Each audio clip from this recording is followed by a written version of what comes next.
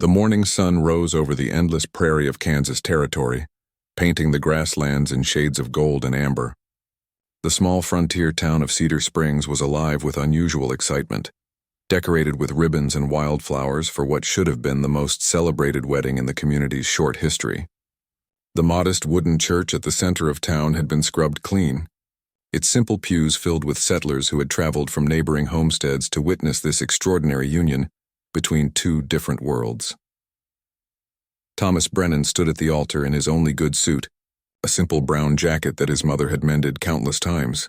At 26 years old, he was a hard-working farmer who had carved out a small but productive homestead from the challenging Kansas soil. His hands were rough from years of plowing and planting, his face weathered by sun and wind, but his eyes held an honest kindness that had drawn people to trust him. Today, those same eyes were filled with something else entirely, a growing panic that he struggled to hide from the expectant crowd. Beside him stood Reverend Samuel Clark, a gentleman who had ministered to the scattered prairie communities for 15 years. The Reverend had performed many weddings in his time, but never one quite like this. He held his worn Bible with steady hands, waiting for the bride to appear, but he couldn't help noticing the way Thomas kept glancing toward the door, then at the windows, as if calculating an escape route. "Steady now, son," the Reverend whispered kindly. "Wedding jitters are natural. Every groom feels them." But what Thomas felt went far beyond simple nervousness. 6 months ago, he had made a promise that had seemed beautiful at the time. He had fallen in love with Aida, a young Apache woman whose family had been living peacefully in a camp near the Kansas settlements. Their relationship had been kept quiet at first, knowing the tensions that existed, but as their affection grew genuine and deep, Thomas had asked her to marry him. She had accepted with joy, and arrangements had been made to hold a ceremony that would honor both their traditions. The engagement had been celebrated by both families initially. Aida's father, Chief Neshoba, had given his blessing, seeing Thomas as a good man who treated his daughter with respect and genuine care. Thomas's mother, Martha, had welcomed Aida warmly, recognizing the love between the young couple. For weeks, everything had seemed perfect. Thomas had worked on expanding his small farmhouse to accommodate a wife, dreaming of the future they would build together. Aida had learned more about settler customs while teaching Thomas about Apache traditions, both of them excited to bridge their two worlds. But as the wedding day approached, Thomas began hearing whispers. Some settlers spoke harshly about his choice, questioning his loyalty to his own people. Others warned him about difficulties he might face, the prejudice, the isolation, the challenge of belonging to neither world fully. Old fears and prejudices that Thomas thought he had overcome began creeping back into his mind during sleepless nights. What if his children were rejected by both communities? What if his farm suffered because other settlers refused to trade with him? What if he was making a terrible mistake? Last night, lying awake in his small farmhouse, Thomas had been consumed by doubt and fear. By dawn, that fear had transformed into a single desperate thought. He needed more time. He told himself he would explain to Aida that she would understand. He just needed to postpone, that his love for her hadn't changed. But deep down, he knew the truth was more complicated. He was scared, terrified of stepping into a life so different from what he had always known, frightened of disappointing everyone, including himself.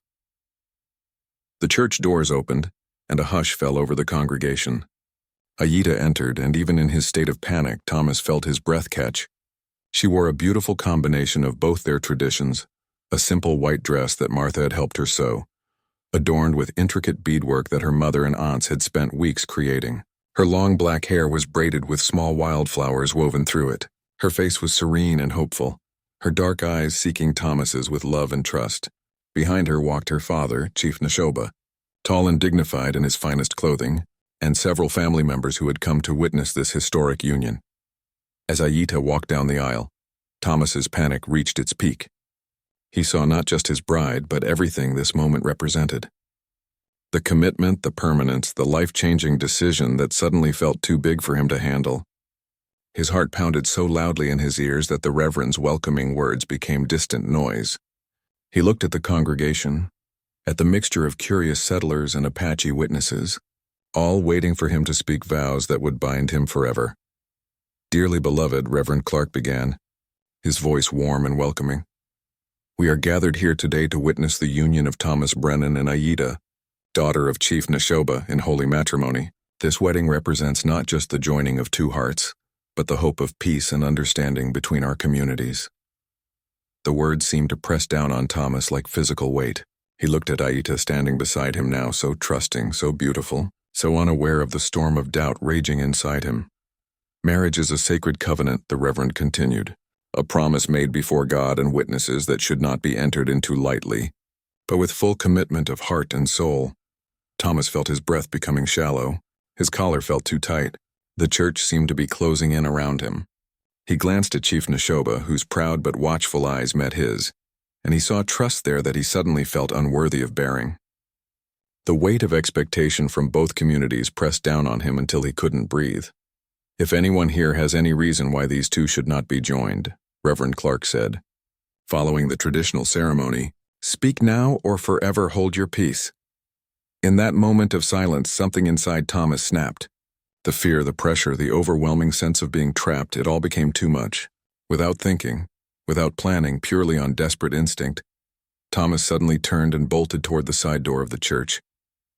The congregation gasped in collective shock. Aida's face transformed from joy to confusion to devastation in mere seconds. Chief Neshoba's expression hardened into something unreadable but deeply troubled. Reverend Clark stood frozen with his Bible still open, unable to comprehend what had just happened. Thomas crashed through the side door and out into the bright Kansas morning, running across the prairie grass without direction or plan, driven only by the desperate need to escape the commitment he had made, but now felt unable to honor. He ran blindly across the prairie, his breath coming in ragged gasps, his mind a chaos of guilt and fear and shame. The tall grass whipped against his legs as he fled, putting distance between himself and the church, the ceremony, the decision he couldn't face. Finally, he stopped at a small creek about half a mile from town, collapsing to his knees in the long grass, his chest heaving. What had he done? He had just destroyed the woman he loved, betrayed her father who had trusted him, and disgraced himself in front of both communities.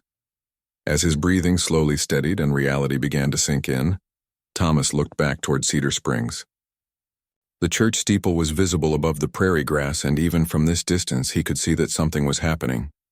Figures were moving, more than should have been at the church, and then he saw something that made his blood run cold. From the hills beyond the town, from the grasslands in every direction, Apache warriors on horseback were appearing. Not just a few, but hundreds, streaming toward Cedar Springs from all directions. Within minutes, Thomas watched in horror as the warriors completely surrounded the church, forming a massive circle that enclosed the entire building and the people trapped inside. The sight of so many warriors all converging at once was overwhelming. They weren't attacking, but they were definitely creating a barrier that no one could pass. Thomas's legs went weak as he realized what his cowardice had unleashed. Whatever was about to happen at that church, whatever consequences his actions had triggered, everyone he cared about was trapped in the center of it, and it was entirely his fault. Inside the church, the moment Thomas fled had created instant chaos. Aida stood frozen at the altar, her face showing the kind of pain that goes deeper than any physical wound. The small wildflowers in her hair seemed to mock the joy they had been meant to represent. Chief Neshoba moved immediately to his daughter's side, his weathered hand resting protectively on her shoulder, but his eyes burned with an intensity that made several settlers step back instinctively. Martha Brennan sat with her face buried in her hands, mortified by her son's actions and terrified of what they might mean for everyone present. Thomas's younger brother, Daniel, had already jumped up and run to the door, shouting his brother's name into the prairie wind, but there was no response. Reverend Clark closed his Bible slowly, his face pale with distress. In all his years of ministry, he had never witnessed such a catastrophic moment, and he struggled to find any words that might ease the devastation he saw on Aida's face. "We must go after him," Daniel said urgently, returning from the doorway. "He's just overwhelmed. He'll come back once he has time to think clearly. I know my brother loves Aida." But Chief Neshoba shook his head slowly, his voice measured but heavy when he finally spoke in careful English. "A man who runs from his promise has already shown his true heart. Your brother has brought great dishonor to my daughter before all our people. This is not something that words can easily repair." Martha stood up, her voice shaking with emotion and fear. Please, Chief Neshoba, I know this looks terrible, and I'm so sorry for the pain this has caused Aita. But Thomas is a good man who's made a terrible mistake. Please give us a chance to bring him back to help him see reason. She looked at Aita, her eyes full of genuine sympathy. I've seen how much he loves you, dear. This is fear speaking, not his heart. He's just scared of such a big change. Aita finally found her voice, turning to face Martha with a dignity that was heartbreaking in its composure. Mrs. Brennan, she said quietly, her English perfect from years of learning. I understand fear. I was afraid too. Afraid of leaving my family's ways. Afraid of how settlers might treat me.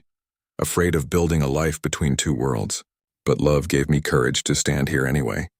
Your son's fear was stronger than his love. And that tells me everything I need to know. Her words carried no anger, only a deep sadness that made them cut even deeper. It was then that young Samuel Tucker, a boy of 12 sitting near a window, suddenly called out in alarm. Riders coming.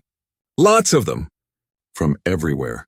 The announcement sent everyone rushing to the windows, and what they saw made hearts sink, and fear spread through the church like wildfire. Apache warriors on horseback were approaching from every direction, their numbers growing with each passing moment. They moved with purpose and coordination, clearly following a plan. Dear God, Reverend Clark breathed, his usual calm shattered. There must be hundreds of them. The settlers began pressing toward the windows, counting the approaching riders with growing dread. More and more warriors appeared from the hills, from behind rock formations, from the tree lines along distant creeks. They formed a massive circle around the church, and as the circle tightened, it became clear that escape would be impossible. Chief Neshoba stood still, watching through the window with an expression that suggested he had been expecting this. When one of the settlers turned to him with accusation in his eyes, demanding to know if this was an attack, the chief spoke with calm authority. This is not an attack. My people do not break their word as your Thomas has done. But neither will we allow such dishonor to pass without consequence. What you see outside are warriors from my tribe, and from 3 allied tribes who were invited to witness this wedding. 500 warriors, he continued, his voice carrying through the now silent church. They came to celebrate what was meant to be a union that would strengthen peace between our peoples. They traveled many days to be here, bringing gifts in good faith. Now they have witnessed the greatest insult that can be given to our people, a promise made and broken in the most public way possible. They will not leave until honor is restored. Panic began to spread among the settlers. What does that mean? Someone shouted. What do you want from us? We can't control what Thomas did. Others began pushing toward the doors, only to stop when they saw warriors positioned at every exit, sitting calmly on their horses but clearly preventing any departure. The church, meant to be a place of celebration and unity, had become a prison. Chief Neshoba raised his hand and the commotion slowly died down. I want you to understand something, he said, his voice firm but not threatening. In my culture, when a man promises to marry, it is not just words spoken lightly. It is a bond between families, between communities. Your Thomas asked for my daughter's hand. I gave my blessing. Our families made preparations. Our tribes traveled great distances. And then, in the most cowardly way possible, he ran. This dishonor affects not just Aida, but every person from both our communities who believed in the possibility of peace and understanding. Martha Brennan stepped forward, her voice desperate. What can we do to make this right?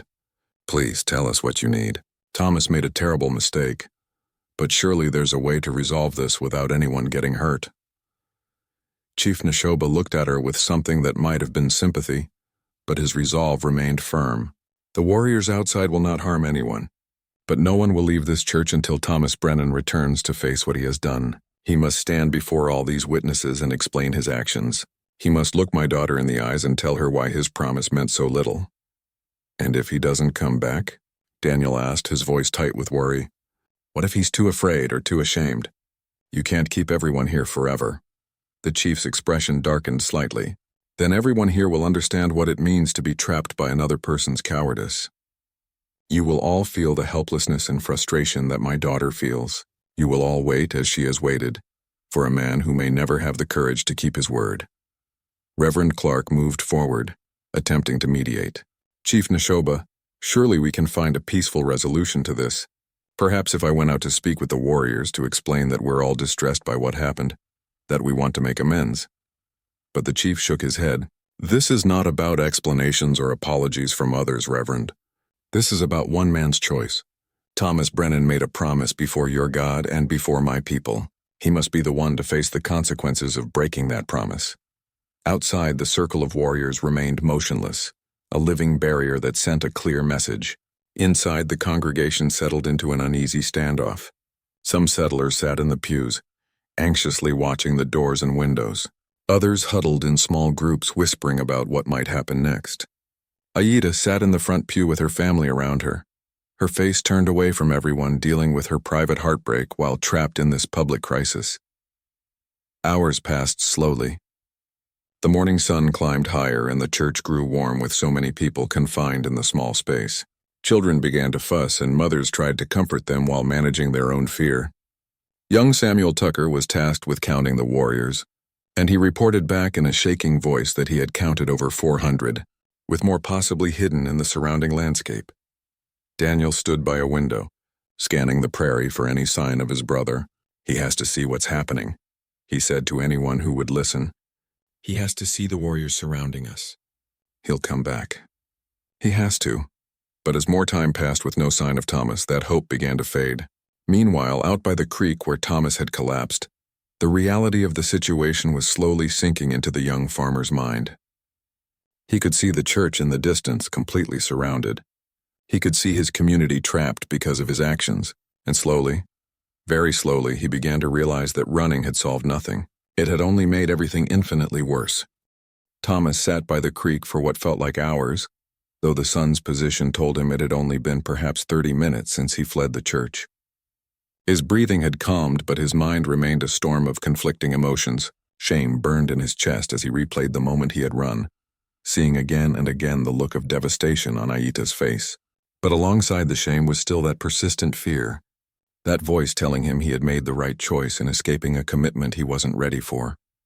From his position in the tall grass, he watched the massive gathering of Apache warriors surrounding the church. Even from this distance, the sight was overwhelming. He had known that Aida's family was well connected among the Apache tribes, but he had never imagined anything like this. 500 warriors all gathered because of a wedding, all gathered because of a promise he had made, all now witnesses to his failure and cowardice. Thomas noticed that the warriors weren't attacking or even threatening the church. They simply sat on their horses in a massive circle, creating an impenetrable barrier. There was something almost ceremonial about their positioning, disciplined and purposeful. They weren't a war party. They were something else entirely, a living statement about honor and consequence. And everyone he cared about was trapped inside that circle because of what he had done. He thought about his mother, Martha, who must be terrified and humiliated. He thought about his younger brother Daniel, who had always looked up to him and now had to witness his greatest moment of weakness. He thought about Reverend Clark and all the settler families who had come to celebrate what they hoped would be a bridge between communities.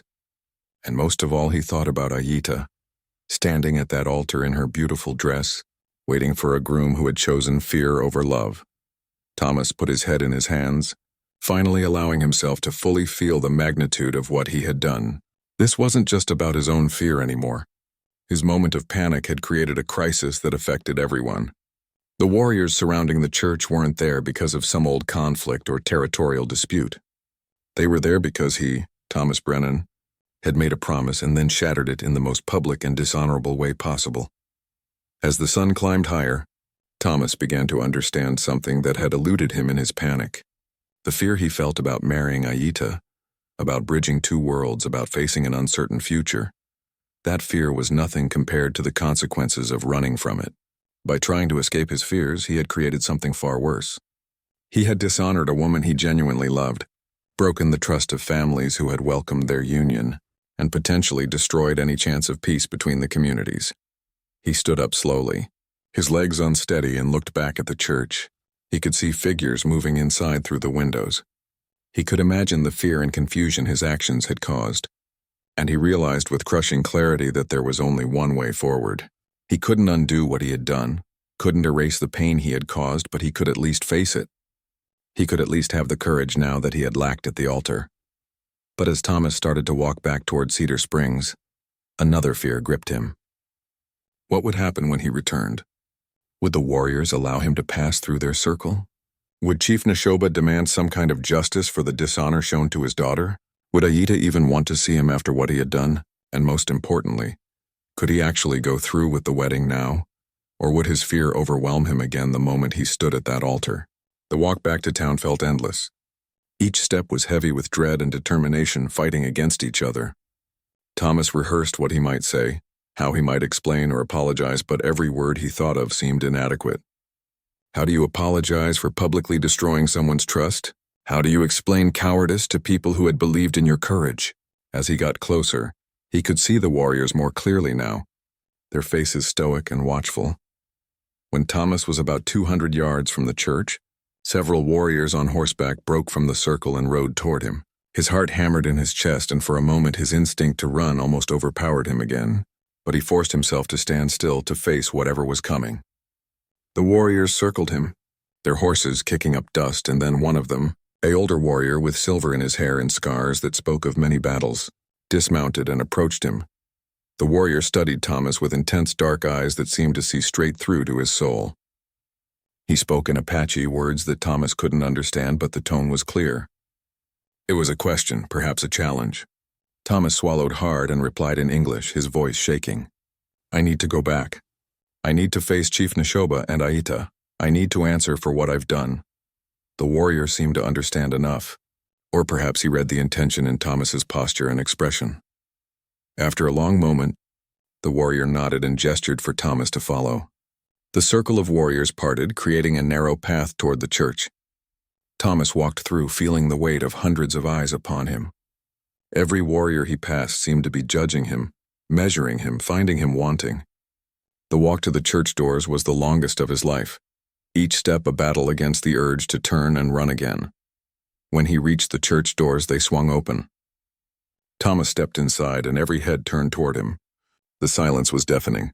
He saw his mother's face, torn between relief and continued shame. He saw Daniel's expression of hope mixed with disappointment. He saw the settler families who had been trapped here because of him, their faces showing fear, anger, and confusion. And then his eyes found Aida, still sitting in the front pew, her face now turned toward him with an expression he couldn't fully read. Chief Neshoba stood and walked toward Thomas with measured steps.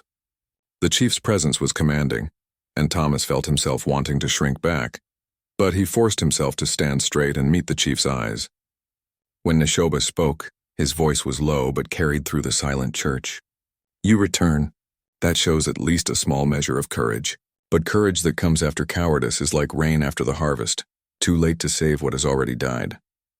Thomas opened his mouth to speak, but Chief Neshoba raised his hand. No, you will not speak yet.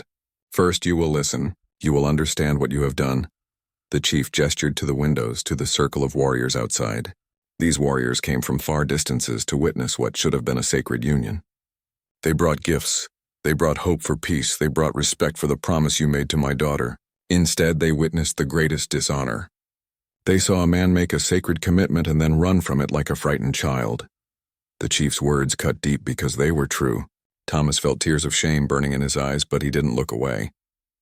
In my culture, Neshoba continued, a man's word is his bond.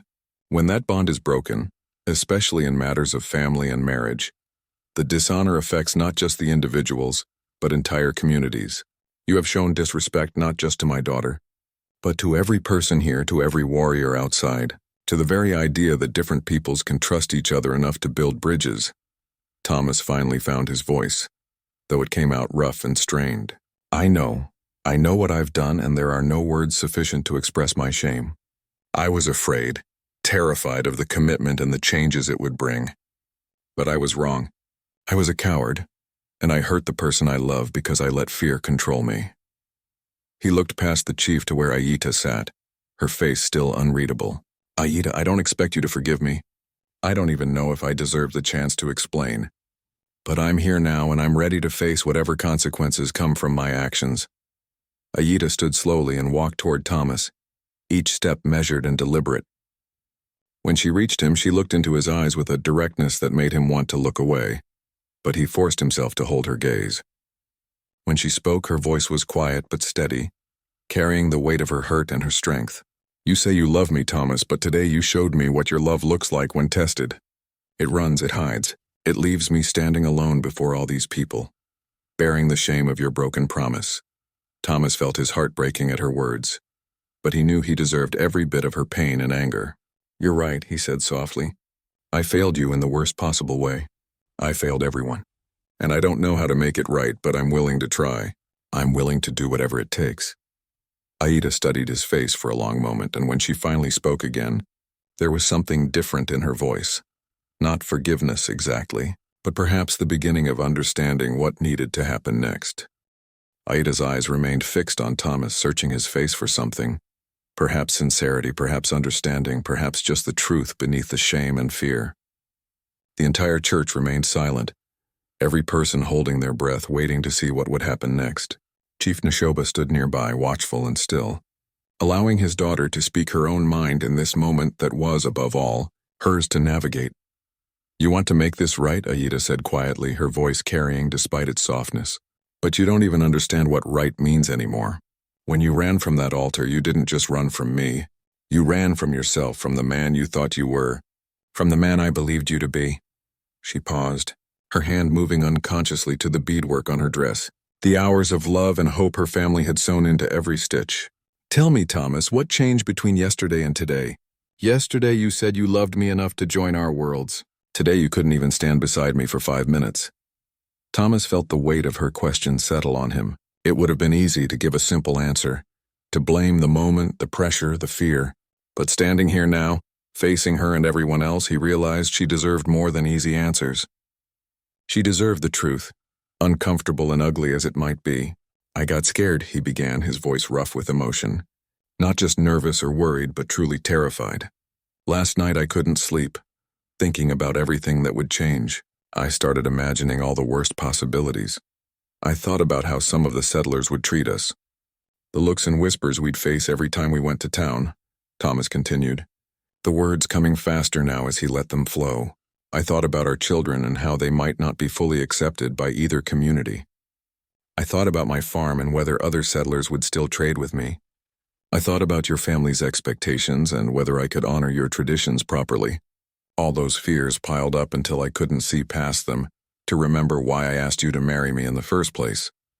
Aida listened without interrupting, her expression still guarded, but attentive. Martha Brennan wiped tears from her eyes, pained to hear her son's struggles but understanding them. Chief Neshoba's face remained stern, but something in his eyes suggested he was listening carefully to every word. Thomas took a shaking breath and continued, knowing he needed to lay bare the full truth. But the real fear, the one underneath all the others, was simpler and more selfish than I want to admit, Thomas said, his voice dropping almost to a whisper. I was afraid of not being enough. Afraid that I'm just a simple Kansas farmer who doesn't have the strength or wisdom to bridge two worlds. Afraid that you'd eventually see how ordinary I am and regret choosing me. So when I stood at that altar and saw all those eyes on me, all that expectation, all that hope for something bigger than just a wedding, I panicked. I ran because I was afraid I would fail you eventually, so I failed you immediately instead. The raw honesty of his words seemed to shift something in the room. Several people looked down, recognizing perhaps their own fears reflected in Thomas's confession. Reverend Clark's expression softened with understanding, having counseled many people through moments of doubt and weakness. But it was Aida's response that mattered most, and she remained silent for a long moment, processing what Thomas had revealed. You thought you weren't enough, Aida finally said, and there was something in her voice now. Not quite gentleness, but a crack in the wall of her hurt. Thomas, did you ever think to ask me what I needed? Did you ever consider that maybe I wasn't looking for someone perfect or extraordinary? I chose you because of who you are.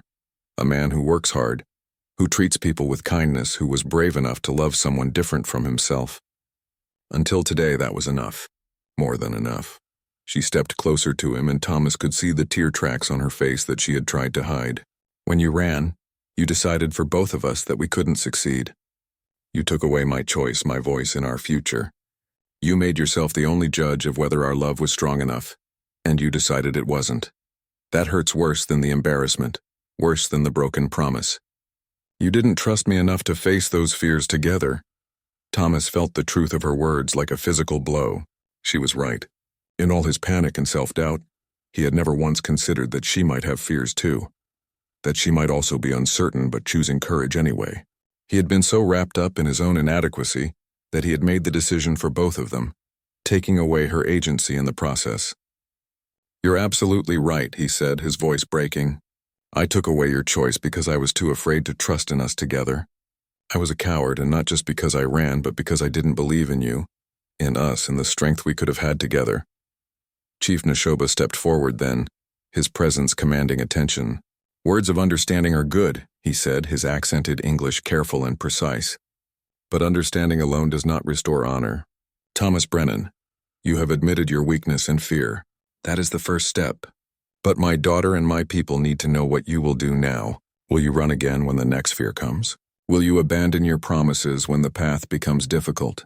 Thomas looked from the chief to Aita, then around the church at all the people whose day had been upended by his actions, and finally at the windows where hundreds of warriors still maintained their patient vigil outside.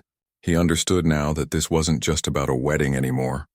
It was about trust, about commitment, about whether people from different worlds could rely on each other when things got hard. His answer needed to be more than just words. "I can't promise I'll never be afraid again," Thomas said slowly, thinking through each word carefully. "Fear is part of being human. But I can promise that next time I'm afraid I won't run. I'll speak up, I'll ask for help, I'll face it rather than flee from it." He turned specifically to Aita. "I can't undo what I did today. I can't erase the hurt I caused you. But if you'll give me the chance, I want to prove that I can be the man you believed in. The man who has the courage to stand beside you through difficulties, not just during easy moments." Aita looked at him for a long moment, her dark eyes searching his face. The church remained silent, everyone waiting for her response. Finally, she spoke, her voice steady despite the emotion behind it. "Thomas, I don't know if I can marry you today. The trust between us is broken, and trust can't be rebuilt in moments. It takes time, consistency, and proof through actions, not just words." Thomas felt his heart sink, but he nodded, accepting the truth of what she said. "But," Aita continued, and Thomas looked up with a flicker of hope, "I'm willing to see if that trust can be rebuilt.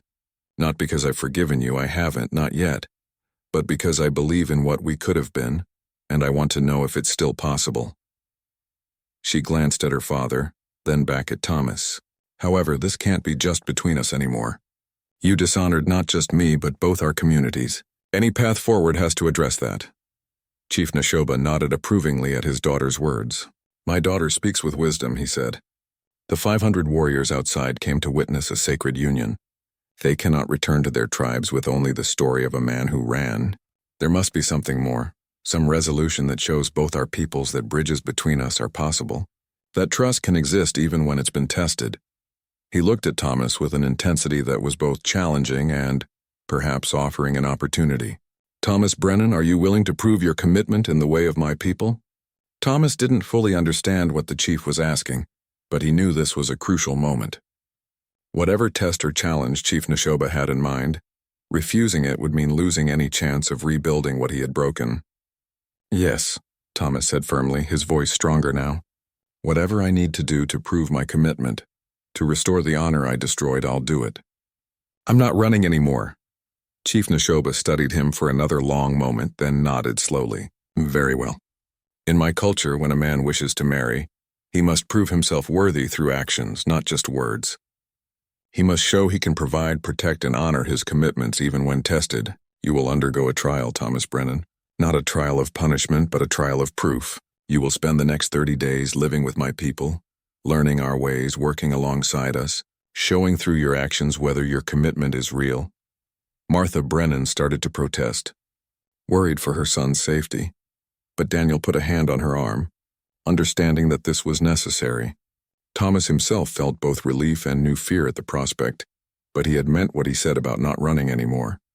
"I accept," he said. "I'll do whatever it takes."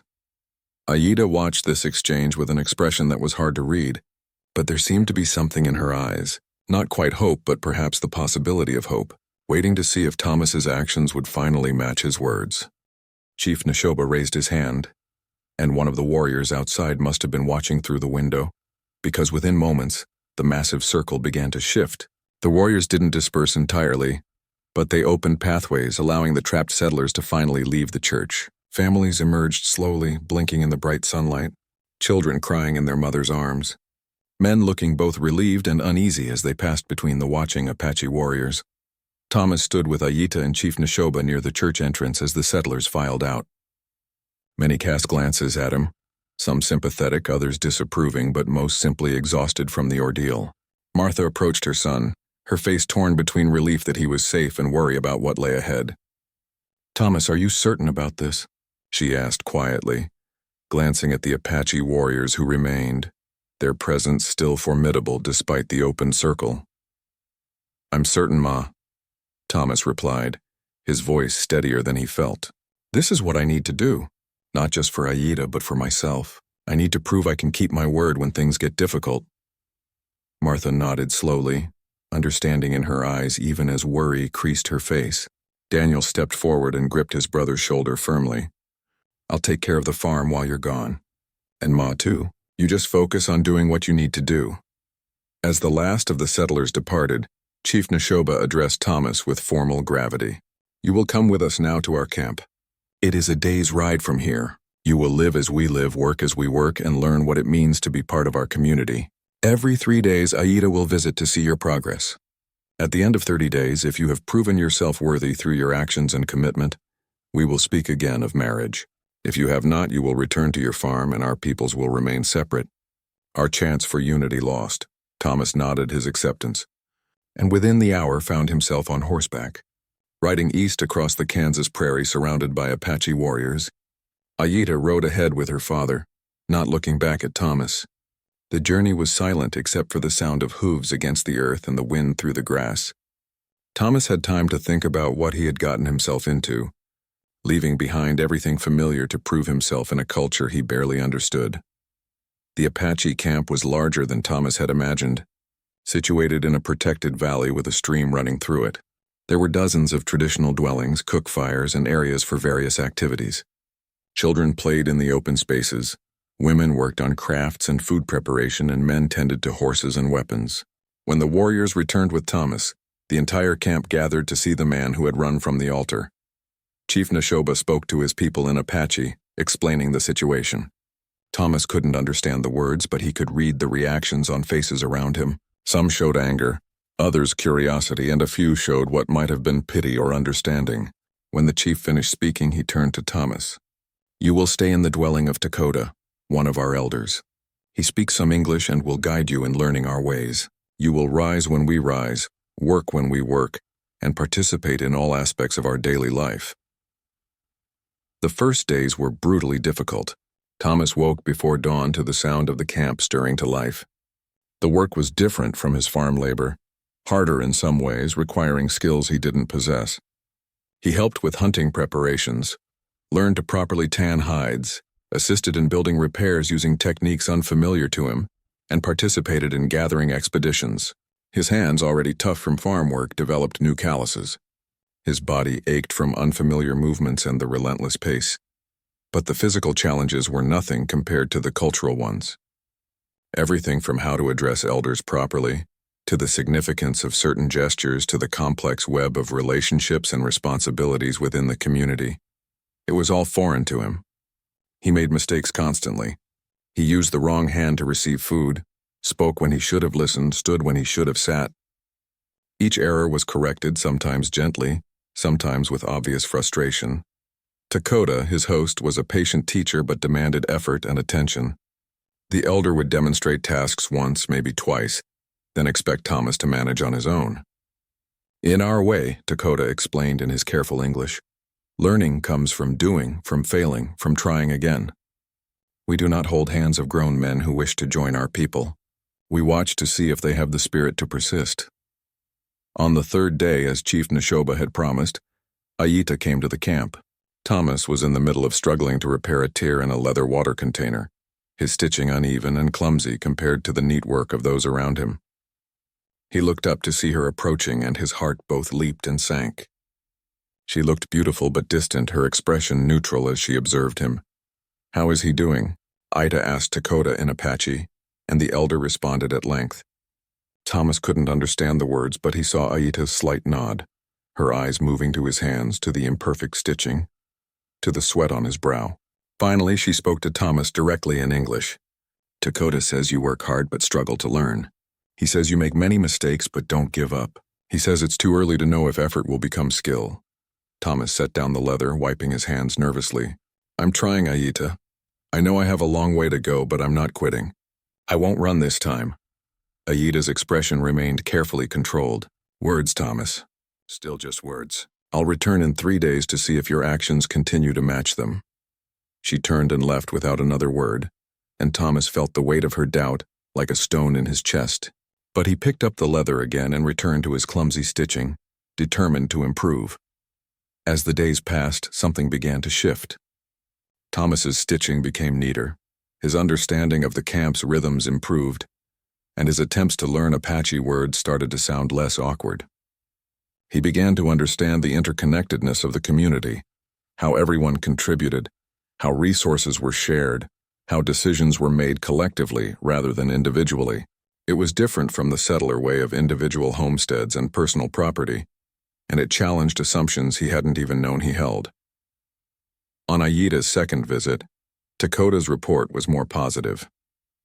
Thomas was participating in a group project to prepare for a community hunt, working alongside other men to check weapons and supplies. Aita watched him interact with the others, saw how he listened carefully to instructions, how he asked questions when he didn't understand rather than pretending knowledge he didn't have. When she spoke to him this time, there was something slightly softer in her voice. You're learning, she said simply. Keep learning. By the third week, Thomas had developed a routine and a rhythm within the camp.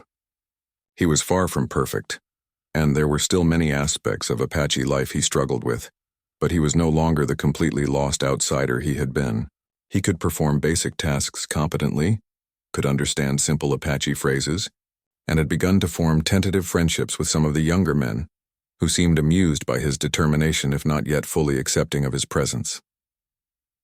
One evening, around a community fire, Thomas was invited to share a story from his own life. It was a tradition, Dakota explained, where people shared experiences that taught them important lessons. Thomas thought carefully, then began to speak about his father who had died when Thomas was 16. He talked about how his father had taught him to farm, to read the weather, to persist through difficulties. But he also admitted that his father had struggled with fears of his own, fears of failing his family, of losing the farm, fears that sometimes made him harsh or withdrawn. I realize now, Thomas said, speaking slowly so Dakota could translate for those who didn't understand English, that I inherited some of my father's fears along with his farm. The fear of not being enough, of failing the people who depend on me.